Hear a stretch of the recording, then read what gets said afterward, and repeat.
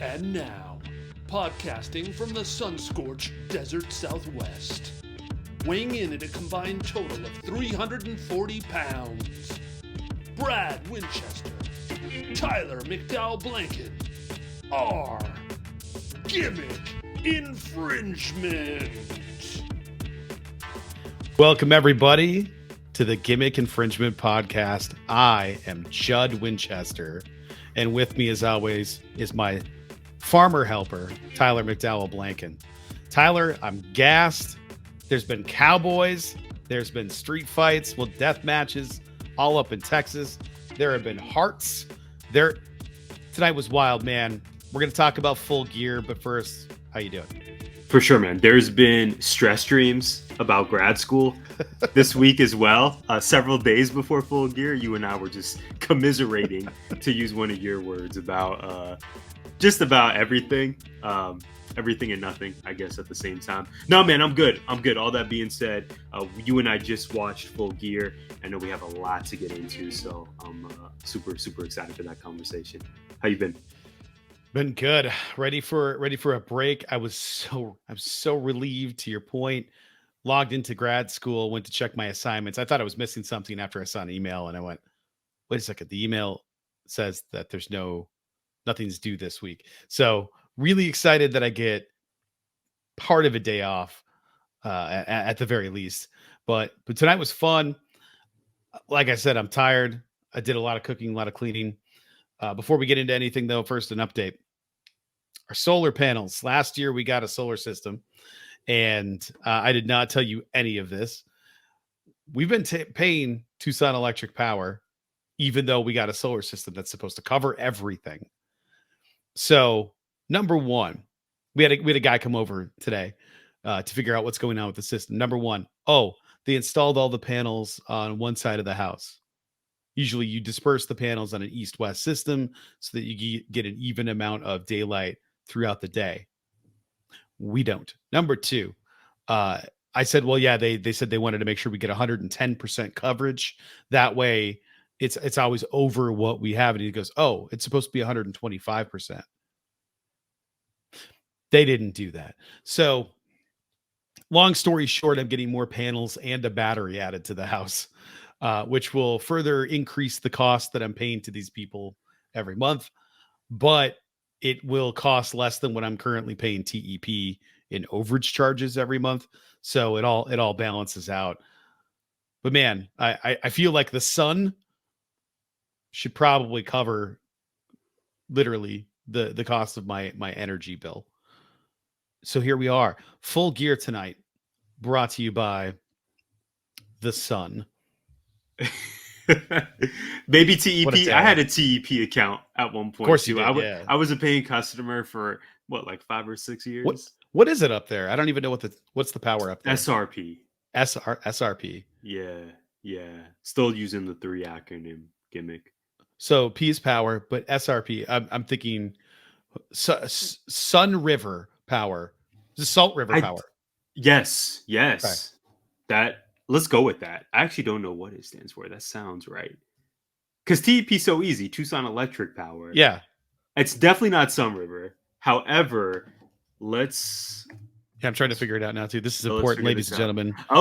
Salt River Project. Salt River Project. You were very close. Wow. You were very close. More close than I thought. I did not have project as the P word. Yeah. It's amazing that the P in a power company is the one that I missed. Like that's pretty ironic. That doesn't make any sense. But a lot of things tonight didn't make a lot of sense, Tyler. We're gonna go through the full gear card today. We're gonna keep it Full Gear specific. We might talk about something at the end here, but we're gonna roll with Full Gear since we have a lot to say. Let's start with the pre-show. Eddie Kingston defeated Jay Lethal with Jeff Jarrett, Karen Jarrett, Satnam Singh, and Sanjay Dutt. What'd you think of this match, Tyler? Yeah, well, I'm higher on that little faction or group than most. I actually really tend to enjoy that, like a lot actually. Brad, the entrance, the camera zoom in when they're in the ring. I actually really, I've been digging it. And I'm not saying it ironically or facetiously at all. Like I really enjoy them. But in terms of this match, in terms of Eddie Kingston, who I'm a big fan of as well.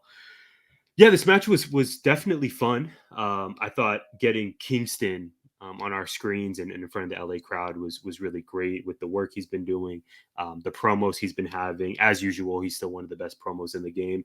Fun match. The outcome was super predictable. Big shout out to Ortiz for making a cameo. This was a fine match. Definitely didn't need to be on the main card, so I think its spot of opening 0 hour was perfectly good. Yeah, and I thought Eddie getting on the mic afterward felt appropriate. Like, I don't know. Was it needed? Hey, we got this is the 0 hour. This is the pre-show. We got a lot of shit coming up, and good night, LA. Yeah, it's really weird, man. If you're the last match of the pre-show, that's perfect. Get people to buy the pay-per-view that are watching somewhere else. Which, do people watch the pre-show and don't get the show? I want to know what those numbers look like. That. No. I wonder. There has to be someone out there. Well, of course, someone. I wonder if there is a segment of the audience that just tunes in for the 0 hour. Yeah, I want to know that number too. Yeah, I would be really interested to find that out. I have no idea how on earth you would figure that out, because I just have no idea. What if you're watching it and they're going to watch the pay-per-view on the app, but you're watching the pre-show on YouTube or wherever? How would you be able to tell? I suppose the data could come in from Bleacher Report, but I have no idea, because then I don't know, man. Like, I don't know how you even keep track of all that. I'm glad I'm not in that kind of business, but it would be interesting to find out. A few years ago, I don't remember what pay-per-view it was. I was like, oh yeah, it was Orange Cassidy and I'd probably Jungle Boy. I think we're in a match, and I was like, that match was awesome. It was on the pre-show, and you were pissed because you couldn't get your app to work. I can't remember what show that was. Oh man, that's deep in the vault. Yeah, I have no idea. But can I tell you, I had no streaming issues this time. I had so many. Did you really? Yeah. So it was perfect for me. So ladies and gentlemen, if your family doesn't want to watch wrestling and you have to watch from a computer in the back bedroom, if that happens to you, make sure, if you got a stream on Chrome or Safari, Chrome, you have to turn off a audio video optimization setting. You got to turn it off, automatically optimize, or it'll optimize it so hard that you'll get a black screen. So all of my video had no video. All I was getting was audio. And it took about 25 minutes for me to figure it out. I was watching it on my phone before I got it to work on my computer. And then I got it to work, and then dual screens, doing stuff, watching the show. It was really nice. But I did have some issues, but apparently it's a hardware issue, because Bleacher Report is so awesome with how they run things that I couldn't see it clearly. It was just too good, Tyler. Yeah, that's deeply troubling. It's relatable, but I think I'm on the upswing, Brad. I don't know what it was, but this was just a smooth experience for me. It was nuts. It was pretty surreal. Like, I was actively waiting for it to go out on me. And I told you before, it's always to the point where I miss the finish of a match. Yeah. Every single time. So I was just waiting. I was like, okay, this match is done. This match is done. Okay, we're on the main card. Is this going to happen? But luckily, I paid my $50, and I had no streaming issues, man. Usually it's on my Xbox, and it times out because I haven't touched the remote. Right. Yes. 4 hours or whatever. Because you turn on I watched most of the pre-show, the pre-show. So I caught the Renee and RJ and Stokely cutting it up. I thought that was a great trio, and it was just such a shocking, kind of staggering transition to go from those three promoting the product and giving their picks to Stokely on commentary talking about how much he hates Eddie Kingston. Yes. So it's just like, it was just this bonkers lateral move. It didn't make any sense. But whatever. It was fun. A lot of fun. I love seeing Stokely. I wish he was on AEW TV more. He's been gone because of ROH, but would love to see him on national television again. Yeah, there's definitely, this last thing I'll say before we talk about the next match, which I am really eager to get your thoughts on.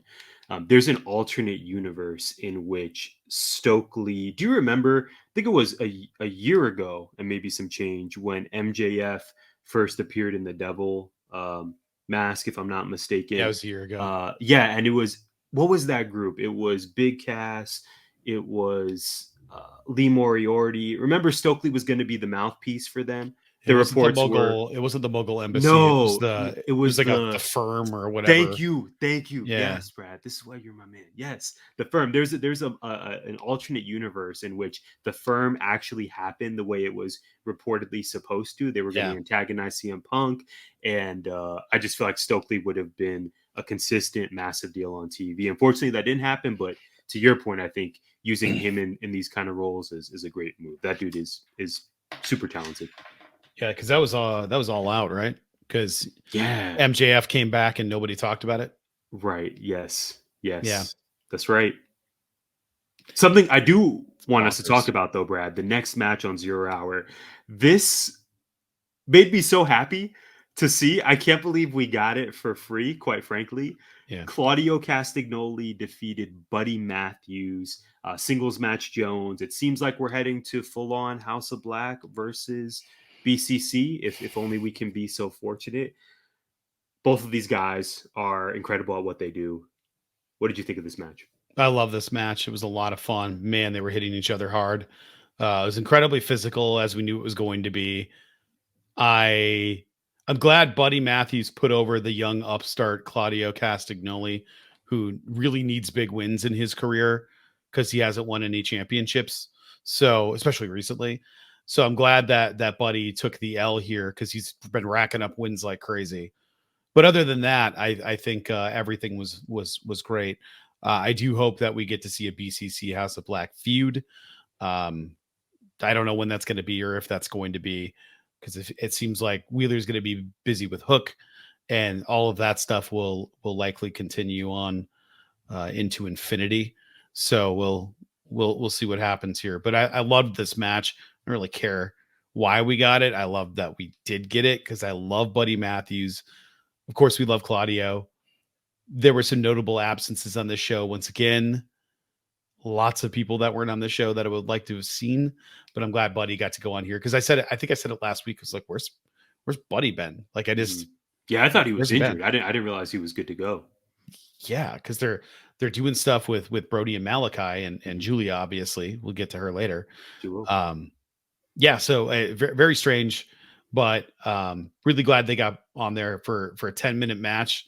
They were just beating the hell out of each other. It was awesome. That last sentence popped me. Yeah, I mean that's all facts, man. This was a blast. Like you said, these two guys are so good. My only reason for optimism, because what you said about Buddy losing, I totally agree with. That dude's definitely taking his fair share of L's. My only hope here, though, would be if we are going to continue BCC versus House of Black, that House of Black would pick up the win in that scenario. I think BCC is made. They've been made. So my hope, even though I'm not necessarily the biggest proponent of 50-50 booking till infinity, my hope is that if we do get those two trios facing off, House of Black will be on the winning side. Maybe that's even a match for World's End next month. You're right, though. These two guys rule, and I'd love to see these two run it back at some point. They're two of the best. Yeah, and speaking of two of the best, Tyler, MJF and Samoa Joe defeated the Guns. Really, the most notable thing that came out of this match was MJF having his leg wrecked post-match after the handshake. Samoa Joe helped MJF retain. They shook hands. The deal is struck. Probably at World's End. That's my guess is when MJF's going to have to fight Samoa Joe on a busted up leg. I thought this match was fun. I loved MJF yelling out "Muscle Buster." That popped me.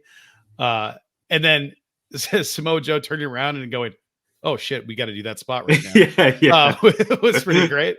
That was that made me laugh. He looked like he's been having a blast, and tonight it continued. It looked like he was just having so much fun. He just looks with like his taunts yes. and his brushing off the shoulders like this is O2. Yeah. And Jay-Z's on the radio every day. Yeah, it was legit. Yeah, he just looks like he's having a blast, man. Every time I see him, he looks like he's having more and more fun, and he's not exactly at the beginning of his career. So if you can be doing this and having a blast, I love this. I thought this was awesome. The Guns continue to get better and better every time they're in the ring. Man, they're good. I can't believe how Yeah. good they are for how young they Yes. are. Yes. Their entrance Title rules. run, you called it, Brad. And I'll give you your flowers later on as well. You called it when they went over on the Acclaimed, very controversial booking decision.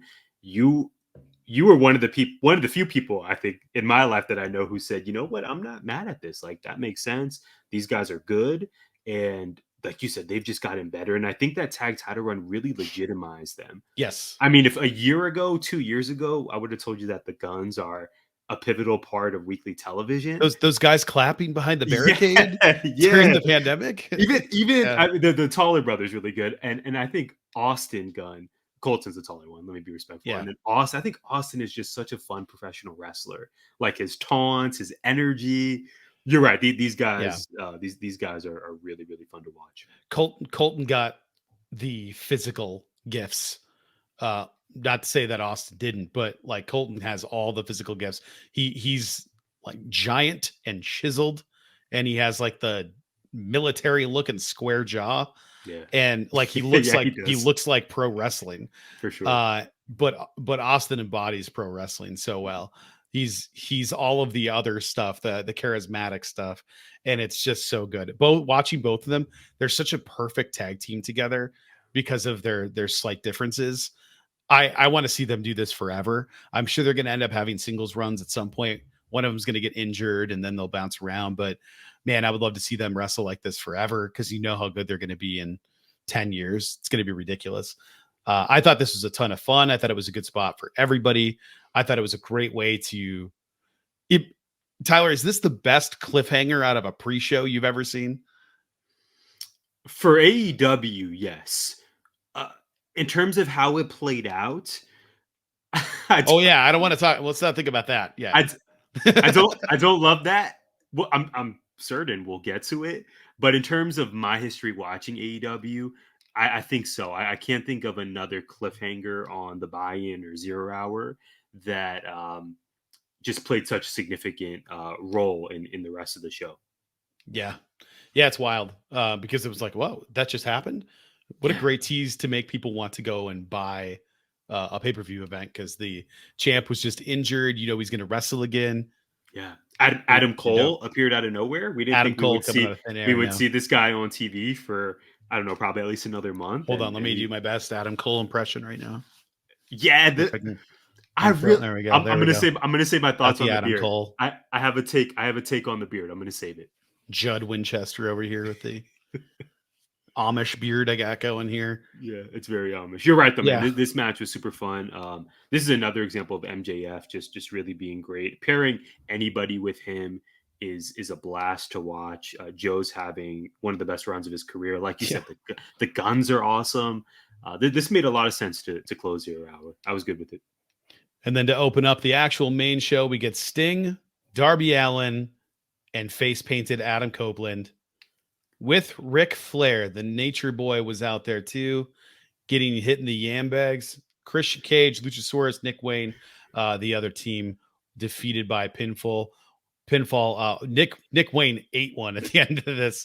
That dude got his ass whooped around pretty good to finish this off, which is probably the appropriate thing to do. He's the young upstart. He's the most vulnerable. Luchasaurus is a monster. Christian is a chicken, so he left.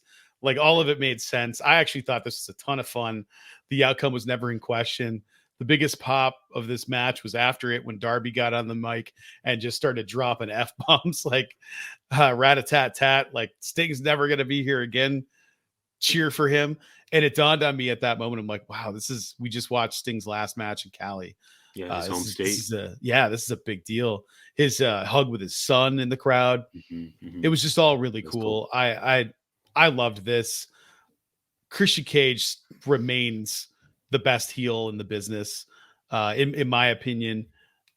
He has been for a very long time now because I authentically just dislike that guy, but I love him so much because I'm not on the receiving end of it. But he's just really good at his job, man. Like I don't have anything else to add.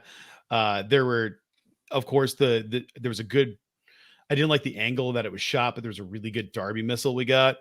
Luchasaurus was supposed to catch Nick Wayne, had kind of an awkward landing, picked him back up and just stood there, which I don't love. I hate when they're just like, let me just wait right here for me to get hit in the face.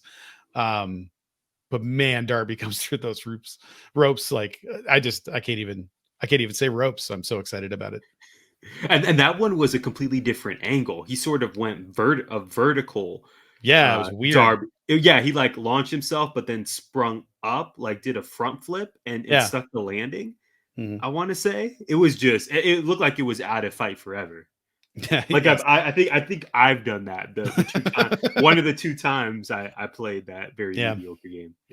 Yeah, it's a great game, and I'm glad I spent money on it.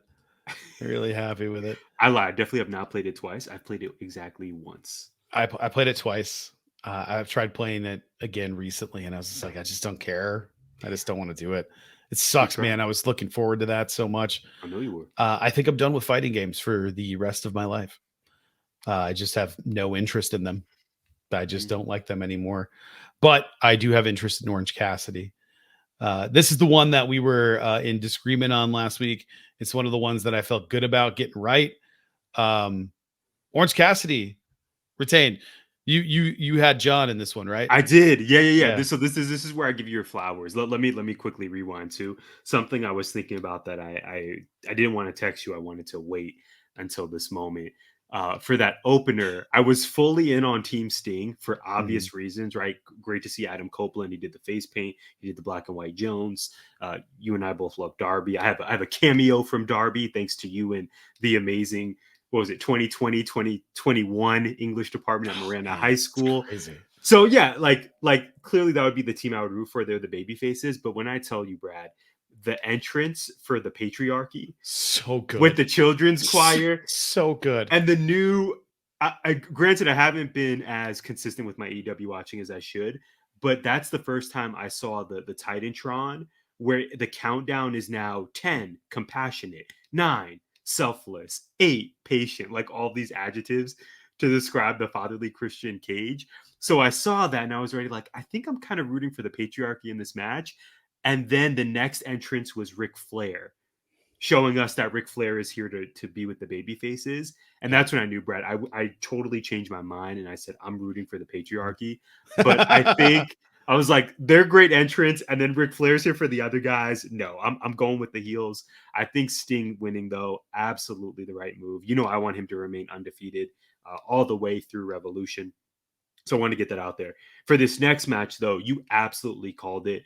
I felt good about my prediction, Brad. I thought they're going to do the course correction and have Mox regain that international championship. Because, I mean, what else can OC do with this? Like, we saw him have one of the best championship runs in all of wrestling this year. But tonight just was another reminder why Orange Cassidy is my favorite wrestler in AEW.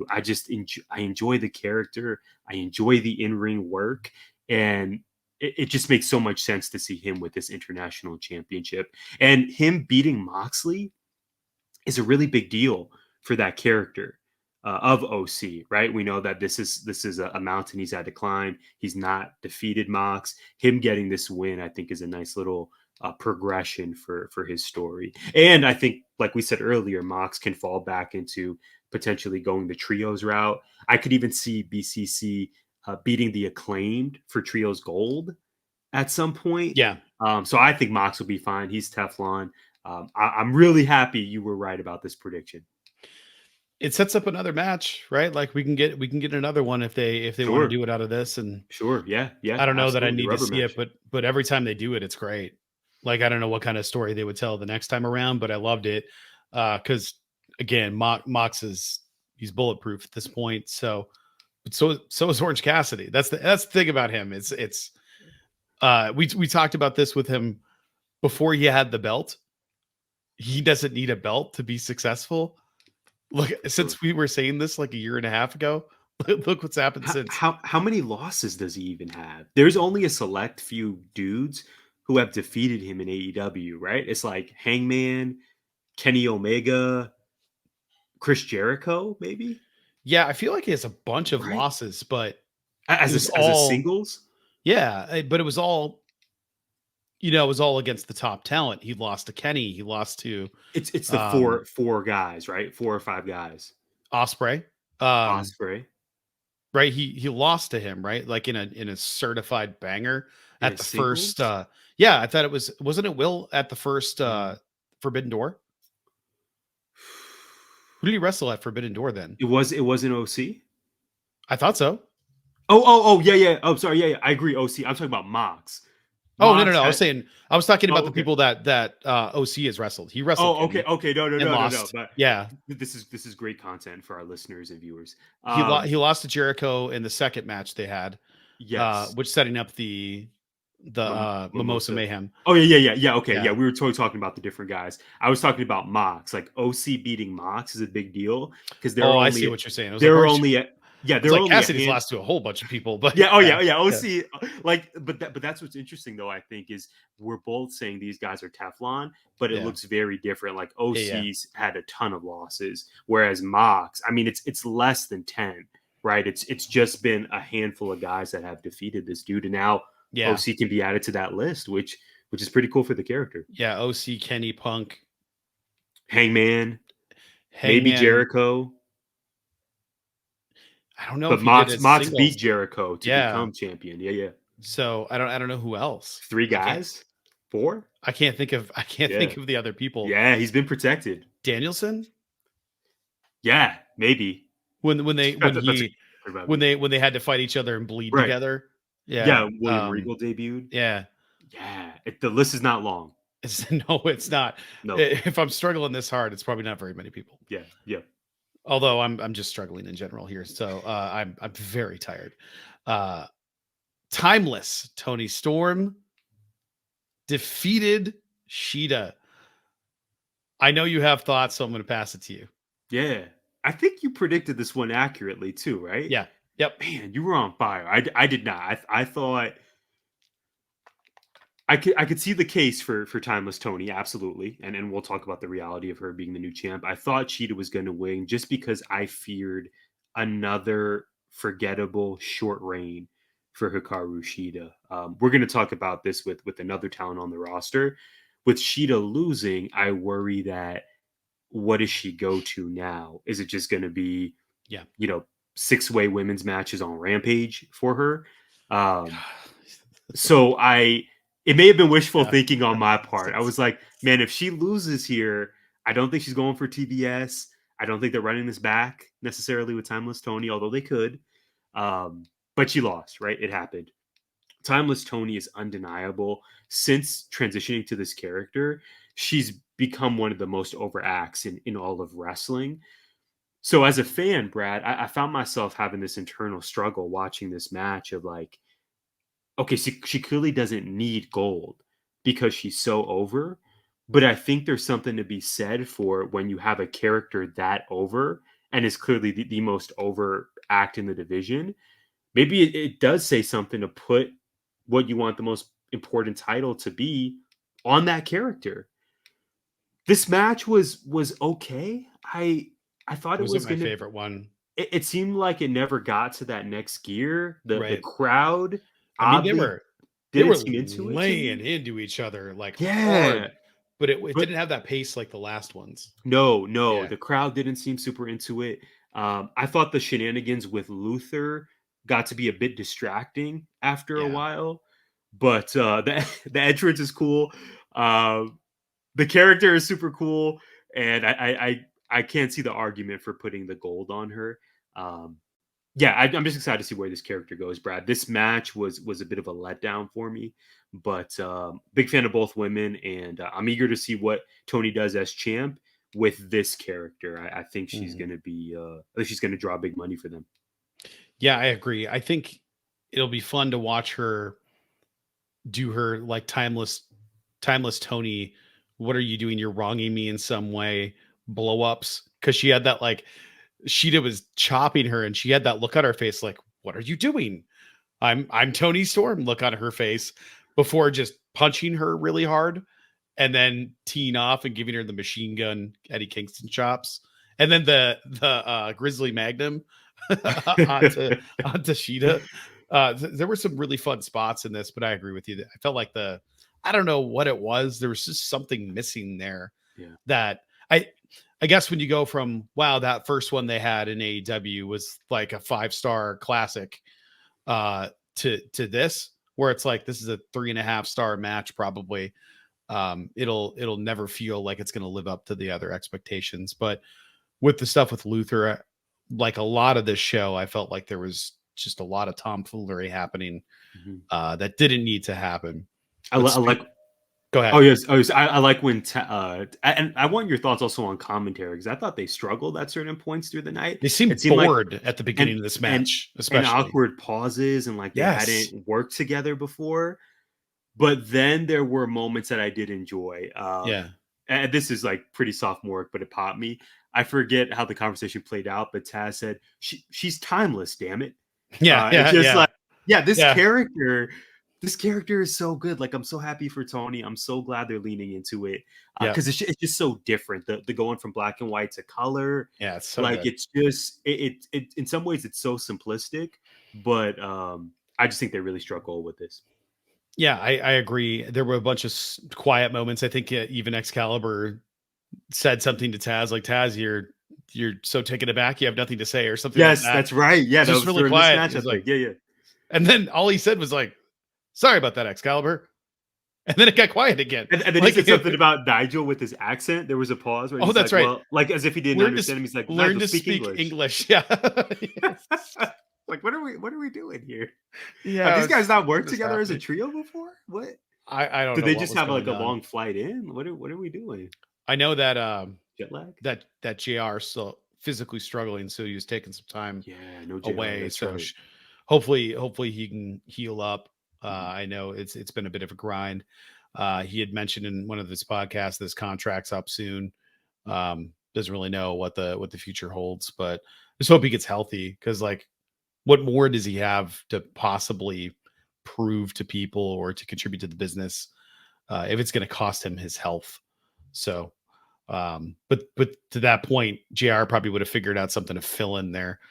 What do you think about this for Luther? I think it's great. Great upgrade. Yeah. I did not care about his other character at all. No. And what was it? Dr. Chaos? Luther. Yeah, and Chaos Project with Serpentico. Big week for Serpentico. Yeah. And what's his? I don't know if that's his shoot name. Is it John Ruiz or John? He had that viral moment though. Yeah. Of him jumping. Joe moves out of the way, and he does. Like, that was so good. That was huge, and he was playing it off. He was Serpentico on social media. Yeah. Like, ragging on the guy, but that was actually him, right? Yeah. So all love the Serpentico, but definitely a big upgrade for Luther. I love. Yeah, the Serpentico rope spot was my favorite moment of the week, I think. Oh, it was great. It's just the why, like, that was a hard landing as well. That was rough. I know we haven't taken bumps before, but that looked and sounded like it hurt a little bit. Yeah, that dude bumps around like crazy. Like, he's pro. He's amazing. Yeah, I love that he's still in the company. I love that he's there for spots like that. It seems like he's content doing that and helping people backstage. I think it's cool. I love his whole gimmick. I loved during like the pandemic era, he would come out, do the streamer thing, and then immediately get murdered by people. And it was just so much, it was so funny to watch. His social media, just like he's about to wrestle somebody that he knows is going to kick his ass. And he'd just be like, "Oh God, no." On social media, like, "Oh, I don't know if I can show up tonight. I think I'm sick." Just stuff like that. Amazing. Happy for him. Kind of wish he was on one of these shows. And not just the buy-in, but like, I don't know where you put him. So at some point here, I think it was around this time, but it might have been a little later in the show, we got the announcement of the signing of Will Ospreay. The Billy Goat is in AEW, at least around Revolution, when his contract with New Japan is up. I think somebody said, probably Fightful, that he had about 4 months left on his current contract, his current deal, and then he'll be there. So it was a really cool announcement. It's a weirdo announcement to make at a pay-per-view, to say I'll be there at the next pay-per-view. Why would we do that? To get people to tune in is the only thing I can think, but I don't know. I didn't love it, to be honest with you. It wasn't Wow, that. and this is your guy. No, I love that. But He's again, the there. issue is not him signing. No, it's not him signing. It's the weird logistically how timing they for the did this. announcement. Sure. I'm sure it was to get more buys and get more eyeballs in the pay-per-view. Mhm. But I thought it was weird to be like, I'm here, and in 4 months I'll be here. Like, Yeah, and he what was the even point? he even said that in the ring with Shivani. It was, hey, yeah, I'm here, but also bad news. I have bad news. Like he went right into that. Yeah. I thought that was the delivery was a little bit odd. It was aggressively, I'm not gonna wrestle for you people. Yeah, and he was like already like shushing the crowd. Yeah, but I didn't necessarily hear that people were booing automatically. It was kind of like me, Brad, on like those irritable Fridays teaching in class when you're like, no, like listen, like stop talking, and the kids are like, no one's talking. This guy's losing it. Like he must have had a 7:15 department meeting and a tough evaluation this week. It was like, well, I don't think anyone's booing. I think we're just trying to be excited. And yeah, it was odd though. I don't know that we've had a signing like this in AEW where it was, hey, I'm gonna be here, but you gotta wait several months and then I'll be on that next show. Yeah, the reaction gave me like Big Lebowski vibes when John Goodman's character is chastising Donnie and he's like, damn it, Donnie. Oh, and then he realizes Donnie didn't say anything. He's just yelling at him for no reason. Yeah. And Ospreay's been presented as a heel for the majority of his AEW run. Yeah. Like a relatively kind of vicious heel. Presented as one, but everybody ignores it because they're like, we don't care. It's Will Ospreay. Yeah. Like likely the best or wrestler of the year for 2023. I know we'll have that conversation somehow in just a few weeks, but that's crazy. he's had an amazing run over these past 11 months. Well, our next match was a ton of fun, very violent. Holy crap, were Cash and Roosh hitting each other hard.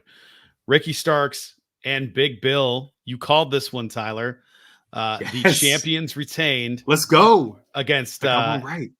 LFI, FTR, and Kings of the Black Throne. This is a fun match. I don't know if I have anything to add other than I don't know how somebody didn't die during this match. People were getting chucked around into ladders, and it was just absolutely bonkers. Dralistico not dying on that ladder spot from Brody King. There were moments in there where I was gritting my teeth and just sitting there like with a shocked grimace on my face. It was a lot, but this match was fun. Yeah. I'm going to tell you 2 quick notes I have for it. Something I loved was Roosh and Dralistico looking like the stars they are. I love that they got shine. That crowd was really into Roosh. Yes. Speaking about people who have been presented as vicious heels for the majority of their time in AEW, him getting that babyface reaction, Dralistico having the spots he did, featuring Mexican talent on this show in LA. Super great to see. Obviously, big fan base out there. So I love that.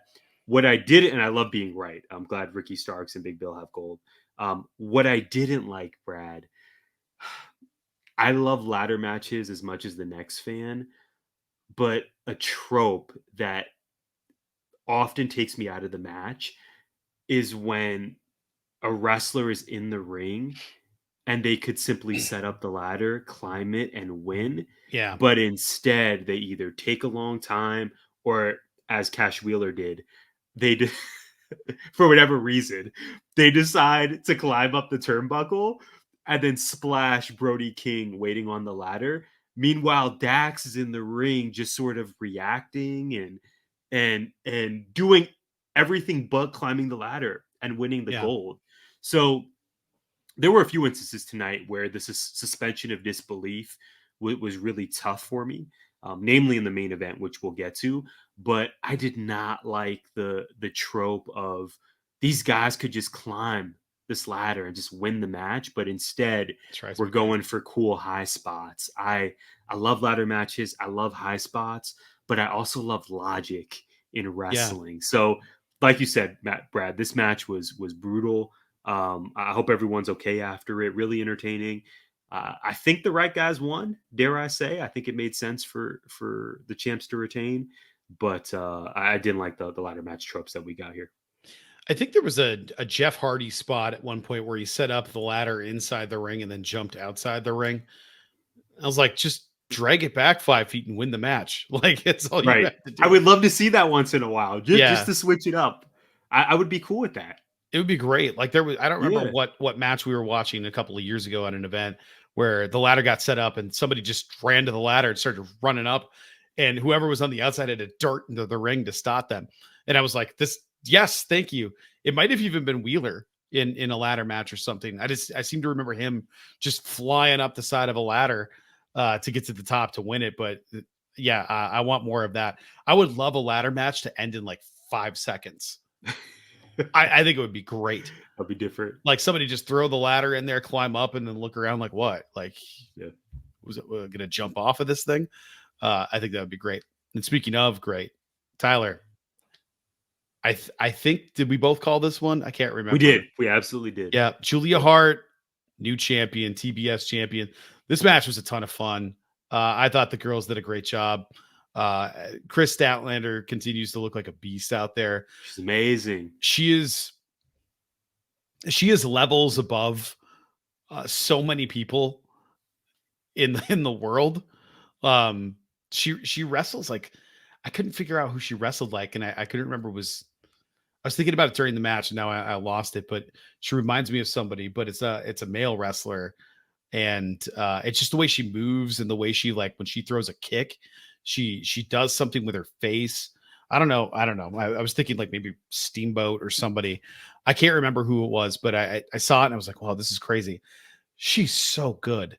And for Julia Hart and Sky Blue to be that young, to really only have about a year in AEW under their belt where they're consistently wrestling, crazy to have them put out this level of performance. I thought this was awesome. Yeah, this is one of my favorite matches on the card. No surprise, Brad. I love Chris Statlander just like you. She reminds me a lot of Rhea Ripley in that there's just something about her presentation, her in-ring work. I just really believe in Chris Statlander. Yeah. And I just don't think that's a blasphemous statement. Like, in my mind, her and Rhea are really similar. That's a dream match for me, whether it happened in either company or somewhere else. So love Chris Stat. The reason why you booked this match to be a triple threat is so that you can protect Chris Statlander and crown Julia Hart. Julia Hart has come so far. I don't know when she got so hot and so much fan support behind her. Like, you know what I mean. I knew when I said that I was gonna be like, what's he say? Like, she's just, her character has gotten so hot lately and just become really undeniable. So I'm glad that she left with gold, Brad. And she pinned Sky Blue, makes a ton of sense. Even Sky Blue, her ascension this year has been really incredible. Julia Hart and Sky Blue were two relatively prominent acts on AEW Dark. And I think it's cool that we're now seeing some of those talents who developed on Dark really progressing and now becoming big players on weekly television for AEW. I loved this match. I think the right woman won. And I just can't believe Julia Hart's now our TBS champ. I'm stoked. I think it's amazing. The only loser in this situation is really, it's probably Griff Garrison. Everybody else has moved on. Do we think, quick question, do we think, because I like how they set this match up where Julia and Sky were not only working together, I know you noticed this, they were kind of mimicking each other as well. Like, they were moving as like one person in two bodies, but then they attacked each other a few minutes later. Do we think the plan is still Sky is going to join Julia? I don't know. She put a crown on, so I'm not really sure what's going to go on there. Because if there's the kings of the Black Throne, maybe there's the queens. So we'll see. Maybe they form up a tag team. Maybe she joins. I don't know what's going to happen there. I kind of miss the old music though. The old music was a bop. I like it for Sky. I'm glad they ditched the hat, the tongue out thing, because I wasn't sure where that was going to go. So this is a new interesting wrinkle for Sky Blue, and whatever. If it gets us more Sky Blue on TV, I'm happy. Swerve Strickland, we got to talk about this. Oh man, defeated Hangman Adam Page. Yes, come on now. 30-minute match, man. 29:55. This was the match of the night. I don't think it's anywhere far. even close. Nope. It's leaps and bounds the match of the night. I think we both pegged it as the match of the night. I thought MJF and Jay White had a chance to steal the show. Clearly that didn't happen. Wow, did that not happen? Not that it was a bad match but the booking, my goodness. We'll get to that. This I actually enjoyed less because of the interference at the end with everybody interfering. I thought that took away from it because I don't think they needed it. I don't think Swerve needed it. I don't think Swerve needed to have Cage come in there and Prince Nana come in there. It made Hangman look like a boss, taking them both out after murdering Swerve. But yeah, I think it was trying to protect him because he was about to eat the pin. But when I saw the interference happen, I was like, all right, well, Hangman's going to lose because he's going to take them out, and then Swerve's going to come in and he's going to do something to hook him to unconsciousness, hit him with a cinder block, all that stuff. Selfishly, I did not want Swerve to win. I thought it made more sense for Hangman to win for the long term, for a rubber match. Like we could do it at the next pay. That would be amazing. That you know how many tickets that would sell if Hangman won that match and Swerve came back and was like, I want another one because now we're 1-1 and we got to see who's better. However, you can't do this match again. It's over. Mm-hmm. This will never be topped. This is one of the all-time great matches. This is far and away the best death match that I think I've ever seen in AEW, especially just because we got 30 minutes of consistently good stuff, not mediocre stuff, not cheap. I don't know if I'm articulating this well, but I loved it. It was way too hardcore for a lot of people because of the blood. I don't ever want to see Hangman Adam Page drink another man's blood. I've never seen a spot like that before. Oh, that was nasty. Oh, it was nasty. Swerve stapling himself. That was like horror movie stuff. That was while laughing. Just amazing. The paper staple to Swerve in the beginning of the match. Hangman's Child's.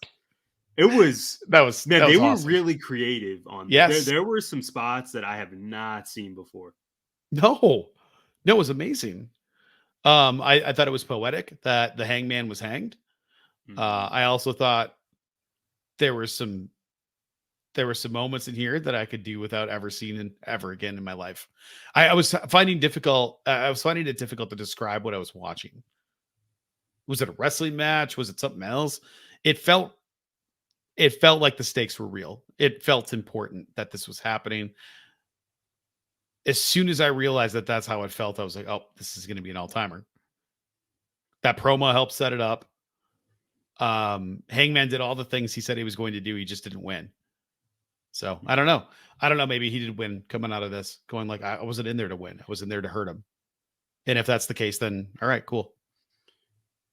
Yeah, you're right in that. Much like Sheeta earlier, I don't have a direct answer for where Hangman goes next. That path isn't necessarily clear for me. So I actually thought he was going to win as well. It's a Texas death match. Like you said, this could easily set up the rubber match at a really important Dynamite or World's End on the 30th of December. But I got to be honest, Brad, I'm so euphoric that Swerve got this win.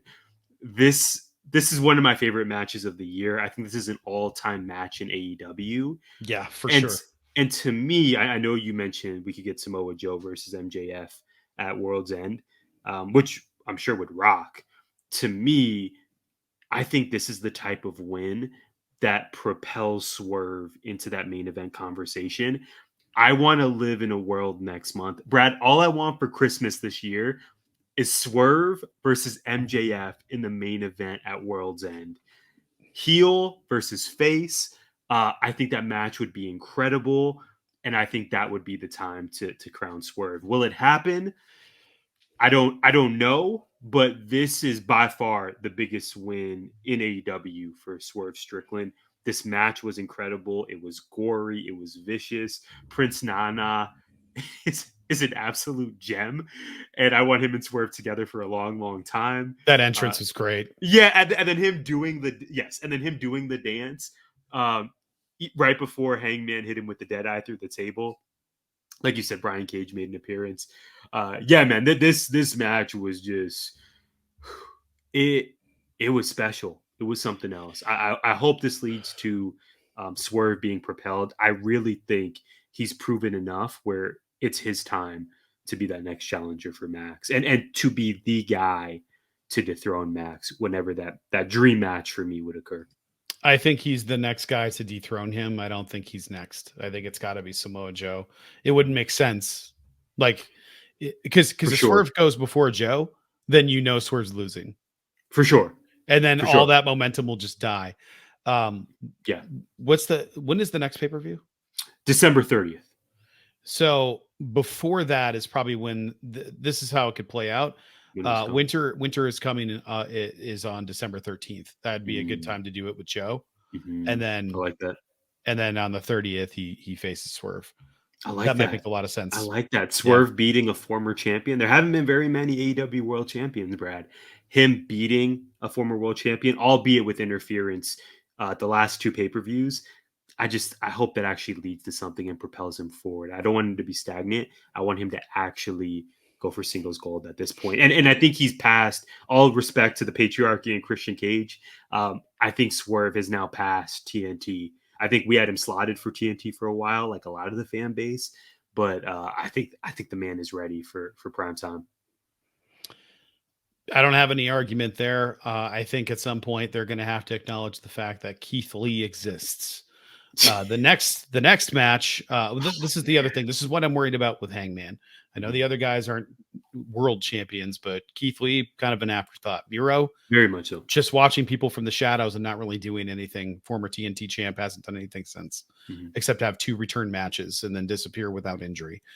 It doesn't make any sense. There's Wardlow also exists. He had a squash match this week to remind people that he exists, and he still has short hair. I don't know what they're doing with all of these people. And I feel like Hangman Adam Page is going to go away for a while now that all of this crap is happening with the Golden Jets, who defeated the Young Bucks, who I thought were going to win for sure because this is stupid.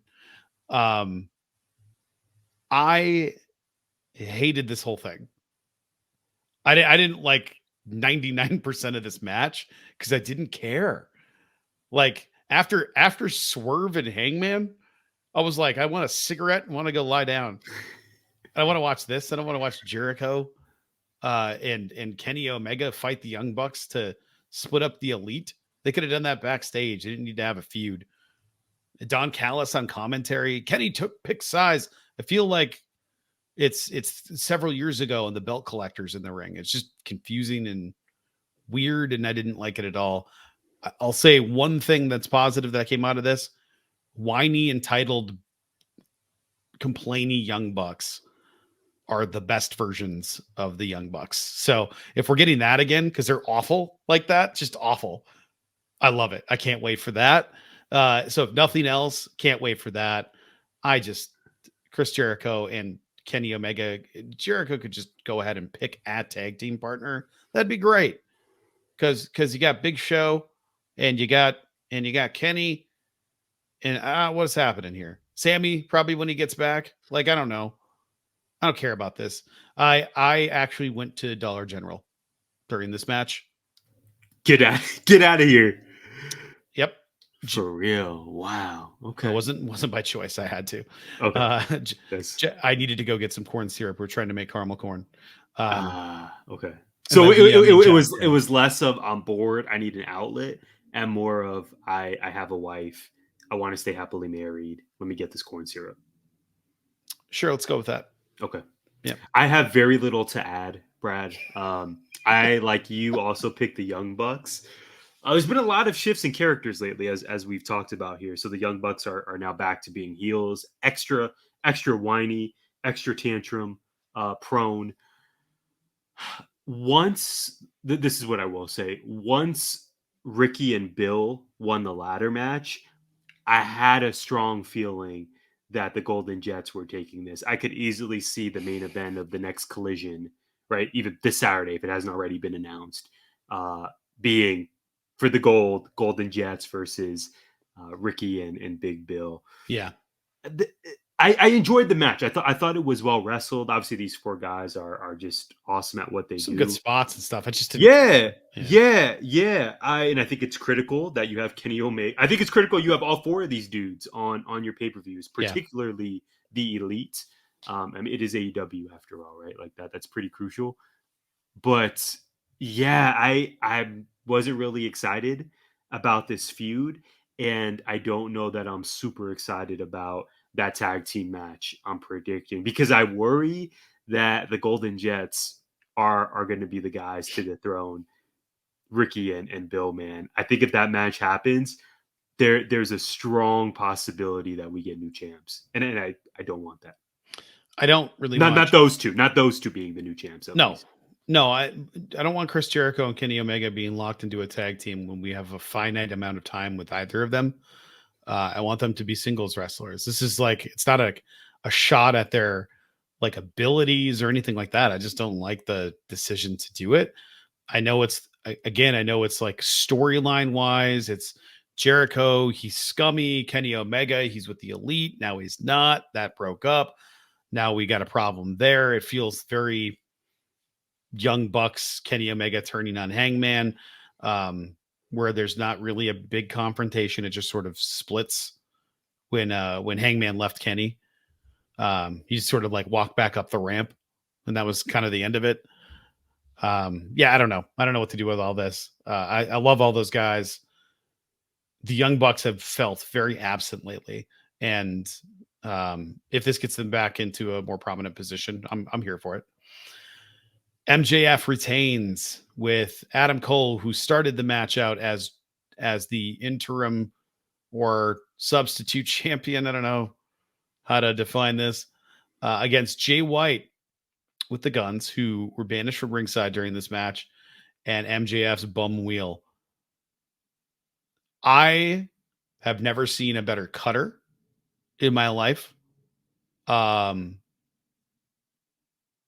It's the craziest thing I've ever seen cutter wise. I thought that outdid the Sammy cutter on Cody from the ladder as one of the wildest things I've ever seen. Not in terms of danger. I just did not see him leaping over the top rope feet first to perform a cutter. And I did not have that on my bingo card. That was wild. And that elbow drop, top rope, onto an already flattened announce table. Like Jay White was laying on top of the cover. That was breaking nothing. Jay White almost snapping his head off during that pile driver. When his head went the wrong direction, I was like, oh, that's it. That's the match. That's over here. There's a lot of stuff in this match, and a lot of it didn't make any sense, Tyler.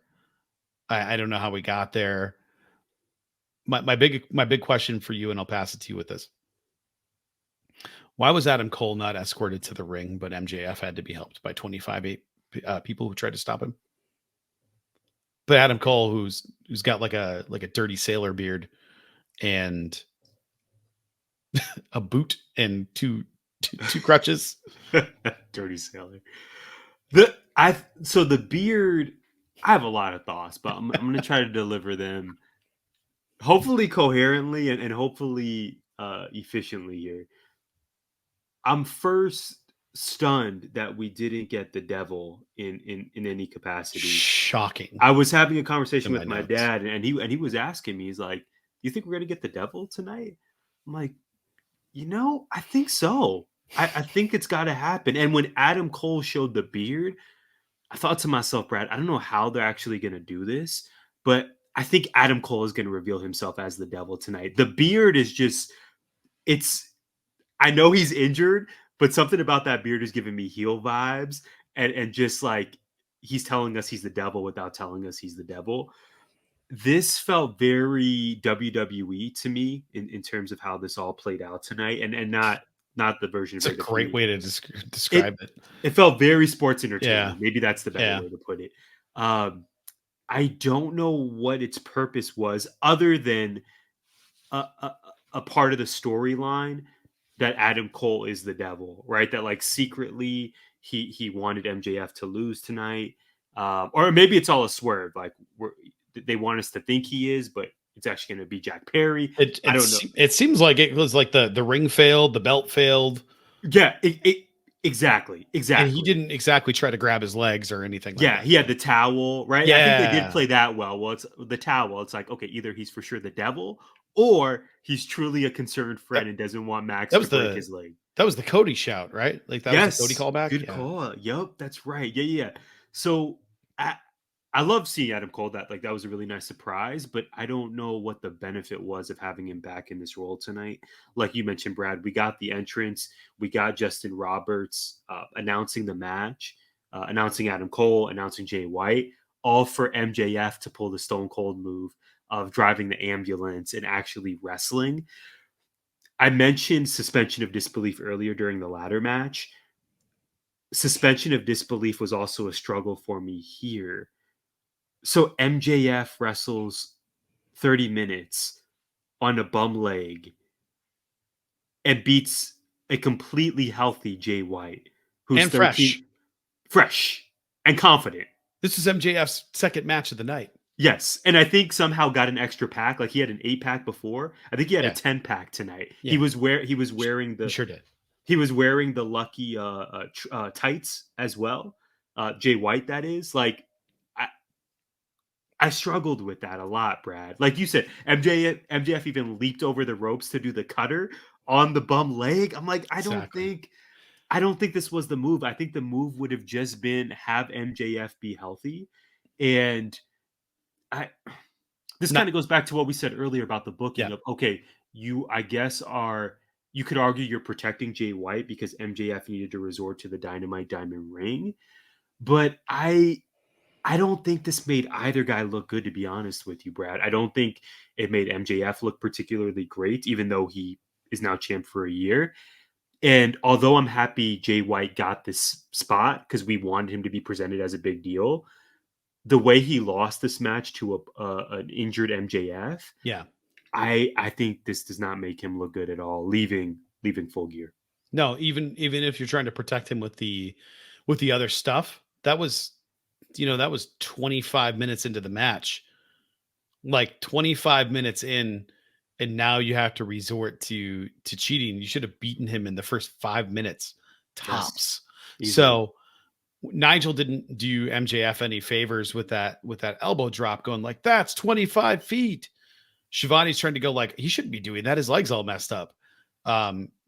Just there's obvious problems with what happened here. I think it was Shivani. I can't remember if he was on commentary for that match. I just know that he was leaping and kangaroo kicking and cutting over the top rope and jumping 25 feet, quote, end quote, onto the remains of the announce table to do an elbow drop on a bum wheel. Not a fan of that. Not tapping out. We're passing out. Like, I don't know. I'm not saying I wanted Jay White to win tonight because I didn't. I think that MJF needs to continue on this run. Jay White's going to win eventually. He'll get that belt. I don't think this really hurt.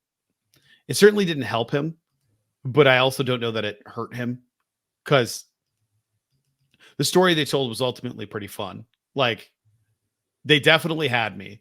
I kept going like, this is stupid. And also the whole time I was holding on when Cole had the towel out. It's like, and watching the people behind him going, no, don't do that. Yeah, that was effective. They're all so good at what they do. Like you, I was tight sphincter city for sure. Yeah, I was like, for I thought there was a chance. I thought he was going to tap out. The towel stuff, I thought all the things that made sense didn't happen, and that's why. And they got me with the that didn't happen, but the way that they got me with it felt like they tricked me by making me think that common sense would take place here. I shouldn't do that. It's wrestling. I should just sit there and be entertained. And I'm trying to be better about that, but I'm also like, but his leg is broken. We They saw it. We saw it they hit earlier. him with a chair twice and then jumped on a chair with it around his Yeah. leg, And, and he and, was screaming. and also, Brad, logistically, again, this is like this is the worst version of you and I when we're not just sitting back and enjoying. Uh, he got control of the ambulance. How exactly did he get in the driver's seat and Yeah. drove himself back? Like, I know that that's kind of silly, right? But I just didn't think a lot of the chicanery was needed tonight Well, at all. Really, I know MJF's the conquering babyface. We love him. He's our scumbag. But it didn't work for me the way this all played out. no, it also didn't make any sense. Okay, so MJF had to get Samoa Joe's help. What did he need help with? I'm really asking you. What did he actually need help with? Yeah. I just needed help defeating the Guns. He wanted to keep those ROH tag titles. It's not how the story started. So the story started with him getting his ass kicked and him going like, your friends are gone and you need somebody to have your back. And I could be that guy for you if this happens. Why didn't MJF simply say, I can't wrestle tonight. If you want that shot, you go defend my championship tonight against Jay White. And if you win, you got it. That we get Samoa Joe versus Jay White in the main event. Instead of having to do this, instead of having to have surgically repaired Adam Cole come out because he jumped down a step, instead of going down the stairs that were immediately next to him, now he's in a walking boot and on crutches defending Max's title. It didn't make any sense. But again, we spent 30 years of our lives watching a man in a black and purple suit magically turn the lights on after a gong hits. So what the hell do we know? For sure, Brad. Man, this was a fun show, though. All that being said, I thought the highs of the show were super high. Yeah. There were some lows. There were some questions we have, but I had a blast with this one. Yeah, it's not my favorite pay-per-view of the year, but it certainly had one of my favorite matches of the year, if not the match of the year. Yeah. It's definitely up there. It's going to be a tough category this year because there were some really good ones. Most of my favorite matches happen in AEW, but man, Gunther's been on this absolutely legendary run. So we have a lot to look forward to. We have Survivor Series coming up. We will be talking about that later this week. And then we have the show itself. So really excited for that. Loved this show. Glad we got to see it. Really hope Swerve gets a belt soon. And hopefully it's the big gold one. Yeah, well said. Well, we thank you all so much for being here. Like Brad said, we will be back very, very soon to talk Survivor Series. We may even get some Bachelor talk in there. We know we have to wait till, I think it's November 30th it's a while to see who gets that final rose from Gary. But like Brad said, rest assured, we will be back soon. We thank you so much for being here. We hope you'll join us again for the next edition of GI. Gimmick Infringement is a part of 19 Media Group. You can listen to us on Apple, Spotify, iHeartRadio, or wherever you find podcasts. You can also find us on YouTube via the 19 Media Group channel. Please like, subscribe, comment, and share.